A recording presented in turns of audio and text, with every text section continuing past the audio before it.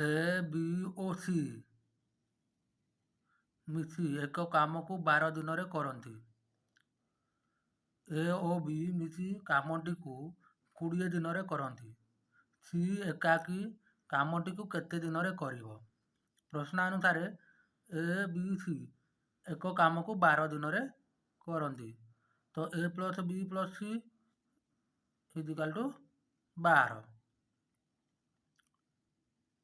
ଏ ଓ ବି ମିଶି କାମଟିକୁ 20 ଦିନରେ କରନ୍ତି। ଏ ପ୍ଲସ୍ ବି ଇଜିକାଲ୍ ଟୁ 20। ତ ଆମେ କ'ଣ କରିବା, 12 ଆଉ 20ର ଏଲସିୟମ୍ ବାହାର କରିଦେବା। ଏଲସିୟମ୍ ବାହାର କରିଦେଲେ ଟୋଟାଲ୍ ୱାର୍କ ହେଇଯିବ ଆମର 60। ତାହେଲେ A plus B plus C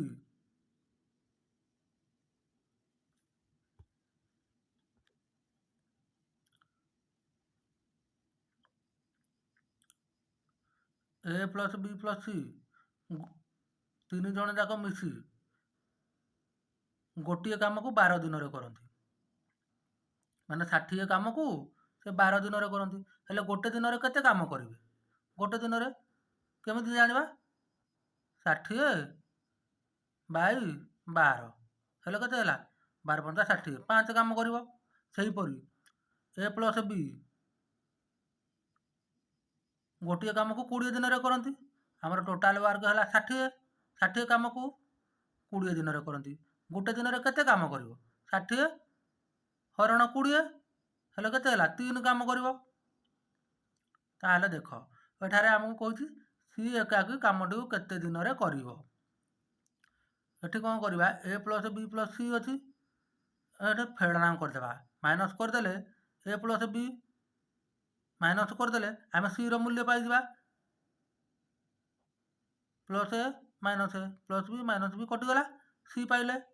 ତାହେଲେ ଦେଖ, ସେହିପରି ଇଏ ଗୋଟେ ଦିନରେ 5 କାମ କରୁଛନ୍ତି, ଇଏ ଗୋଟେ ଦିନରେ 3 କାମ କରୁଛନ୍ତି। ଏଇ ଦୁଇଟାକୁ ଫେଡ଼ିଦେଲେ କେତେ ହେଲା? 2 କାମ। ସି ଗୋଟେ ଦିନରେ କେତେ କାମ କରିବ? 2 କାମ କରିବ। ଟୋଟାଲ୍ ୱାର୍କ ହେଲା ଆମର 60। 60 କାମକୁ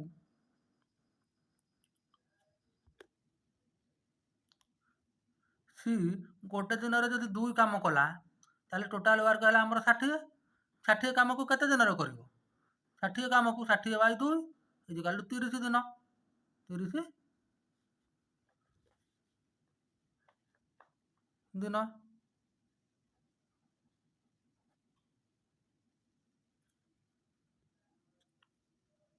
ସି ଗୋଟିଏ କାମକୁ 30 ଦିନରେ ସାରିବ।